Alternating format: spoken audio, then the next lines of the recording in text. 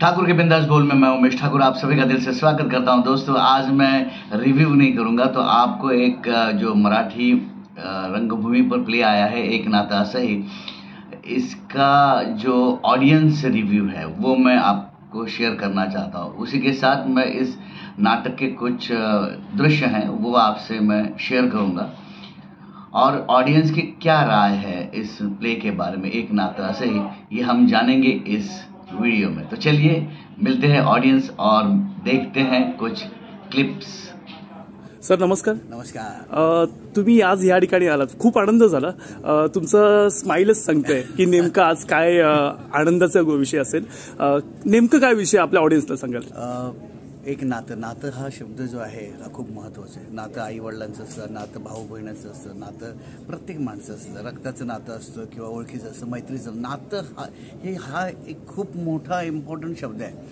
आणि ते नातं कसं आहे, ते नातं कोणाचं काय आहे, हे सगळं जर बघायचं असेल आणि जे नातं आपल्यामध्ये असतं आणि ते नातं आपल्याला कधी कधी चांगले वाईट अनुभव देतं, हे बघण्यासाठी जरूर बघा एक नातं असं हे नातं. सर तुम्हाला एक छोटासा प्रश्न विचारेन, नेमकं हे कुठे आहे आणि काय कसं पाहायला मिळेल? हे तर खरं तर नवं नाटक आहे मुळात आणि सगळे यूथ आहेत, म्हणजे प्रोड्युसर्स पण बघा यूथ आहेत, तरतरीत आहेत, तवाने ताजे तवाने आहेत, कलाकार ताजे तवाने आहेत आणि त्यांची जी म्हणजे ऊर्जा आहे त्यांच्यामध्ये, आणि ती ऊर्जा घेऊन ते नाटक तुमच्यासाठी घेऊन आलं. तर तुमचं हे कर्तव्य आहे प्रेक्षकांचं की हे नाटक बघायला आलं पाहिजे. नवीन कलाकारांना, नवीन प्रोड्युसर्सला प्रोत्साहन देणं हे आपलं काम आहे. मराठी रंगभूमी जगवायचं काम सगळं आपल्या लोकांचं आहे. तर प्रेक्षकांना माझ्याकडून विनंती करतो, ह्या सगळ्या यूथला, कारण की हे पुढचे प्रोड्युसर्स आहेत आणि यांनी आणखीन नाटक केलं पाहिजे, आणखीन नाटकं आणली पाहिजे. त्यासाठी तुम्ही हे नाटक बघायला या.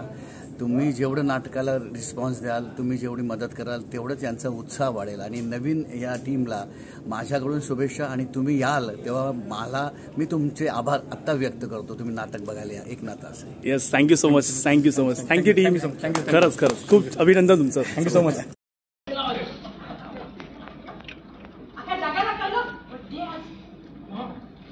बड्डे कळायला पाहिजे सगळ्यांना.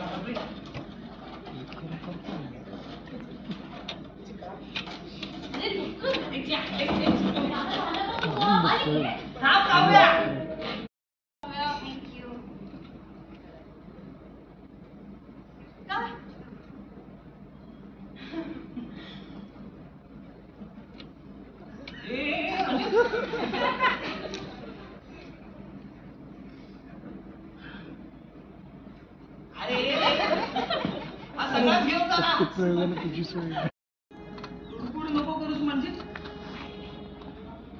काव्या काय काव्या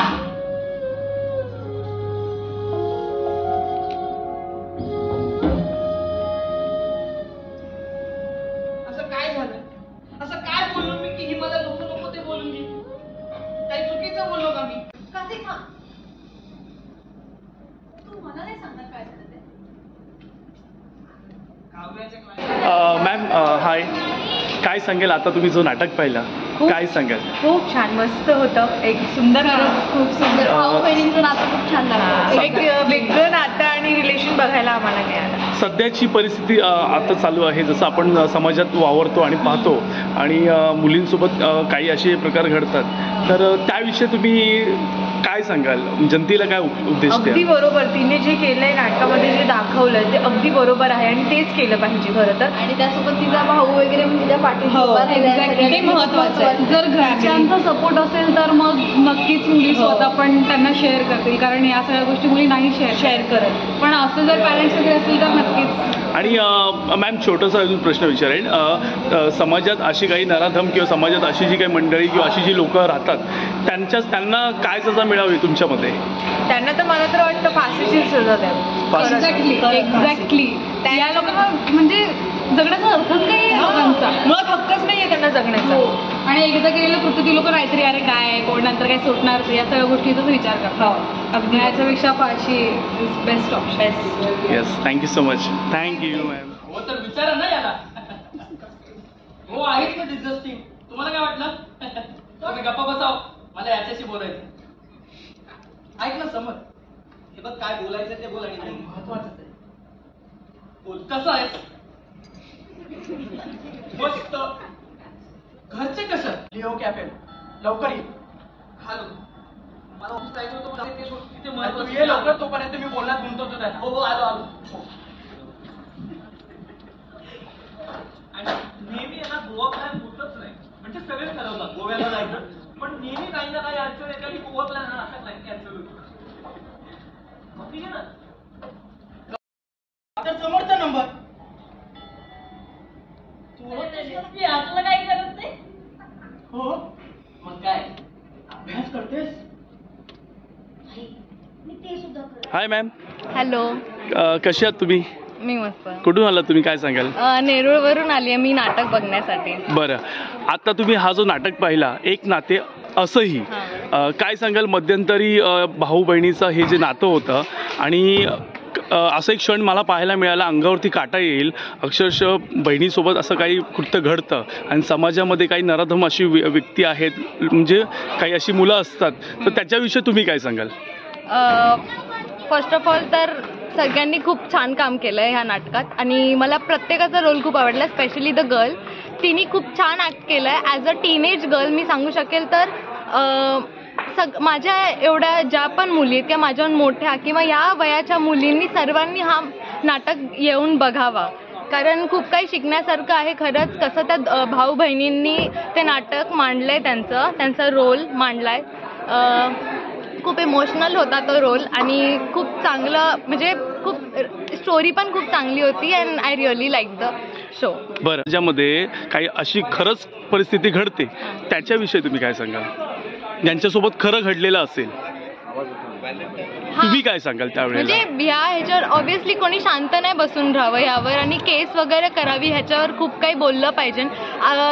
खूप अशा मुली आहेत ज्या शांत बसतात, घाबरतात त्या लोकांना, पण तीच मुलं ह्याचा खूप गैरफायदा घेतात आणि त्यामुळे मुली खूप आहेत त्या घाबरून आहेत आणि आताच्या समाजात ते खूप चाललंय असं, जे की नाही झालं पाहिजे. Ma'am thank you so much. ह्या ठिकाणी आपल्यासोबत आहेत, आता जोडलेले आहेत निर्माता सर. नमस्कार. नमस्कार. मी जेव्हा पाहिलं तेव्हा मला असं वाटलं की अंगावरती काटा येणारा क्षण होता आणि भाऊ बहिणीचं हे नातं हे जुळून दिलं या रंगमंचावरती. रंगमंच अक्षरशः जिवंत झालं, मी जिवंत झालेलं पाहिलं.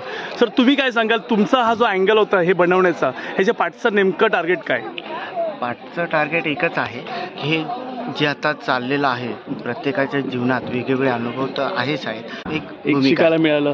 सर ह्या ठिकाणी दुसरं एक सर आहे. सर तुम्ही काय सांगाल? खूप जवळून तुम्ही नाटक पाहिलं. नाही, नाटक तर छानच होतं, संकल्पना पण छान होती. जे तुम्ही बोलताय की तुमचा बघण्याचा दृष्टिकोन काय, तर माझं म्हणणं असं आहे की जे म्हणजे आता जे झाले ते ॲक्च्युली कोणाबरोबर होऊ नये, पण आता घडलं तर काय करायला पाहिजे. पण आता जी मेन थिंग ते ॲक्शन घेतलं पाहिजे, म्हणजे अवेअरनेस राहायला पाहिजे किंवा आपल्या घरच्यांना, म्हणजे आपले जे टीनेज आहेत किंवा लहान मुलं आहेत त्यांना सांगितलं पाहिजे, गायडन्स केलं पाहिजे आणि प्लस नक्कीच ॲक्शन घेतली पाहिजे. जे केस करणं आहे किंवा त्याच्या अपोजमध्ये बोललंच पाहिजे आणि मेन आपल्या ज्यांच्याबरोबर झाले त्यांच्याबरोबर खंबीर पाठीमागे उभं राहणं हे महत्त्वाचं आहे असं. आणि कधीही एकटं त्यांना सोडू नये, जेणेकरून त्यांना मेंटली आणि असं प्रेशर येऊन त्यांनी चुकीचं पाऊल काही उचलू नये. त्याच्यासाठी म्हणजे घरच्यांनी पण सपोर्ट केला पाहिजे. प्लस समाज, मेन थिंग त्याच्यात समाजाचा खूप मोठा रोल आहे. त्या समाजाने पण त्या मुलीकडे बघण्याचा दृष्टिकोन हा चुकीचा न हे करता चांगल्या याच्याने त्यांना घ्यावं, समजून घेतलं पाहिजे. बस. धन्यवाद सर, खूप छान वाटलं तुमच्याशी बोलून. थोडंसं पुढे जाऊया. नमस्कार ताई. नमस्कार. काय सांगाल, तुम्ही कुठून आलात पहिलेही सांगा? घाटकोपरवरून आलात. हा जो तुम्ही नाटक पाहिला, काय सांगाल या नाटकाविषयी? नाटक पाहिलं आम्ही. नाटकाचा विषय खूप म्हणजे चांगला आहे. तो समाजाच्या दृष्टीने अत्यंत गरजेचा असा विषय आहे, कारण समाजामध्ये काव्यासारख्या अशा अनेक मुली आहेत की त्यांच्यावर असे अत्याचार घडले जातात आणि त्या अत्याचाराविरुद्ध जी वाचा फोडली आहे या नाटकामध्ये, तर ती जनजागृती व्हावी आणि काव्याचा जसा भाऊ आहे, भावाने जसं त्या काव्याला सपोर्ट केलेला आहे तसाच सपोर्ट घरातील व्यक्तींनी करावा आणि असं काही अन्याय घडत असेल त्या अन्यायाला वाचा फोडण्यासाठी हे नाटक प्रत्येक मुलीने पाहावं असं मला वाटतं.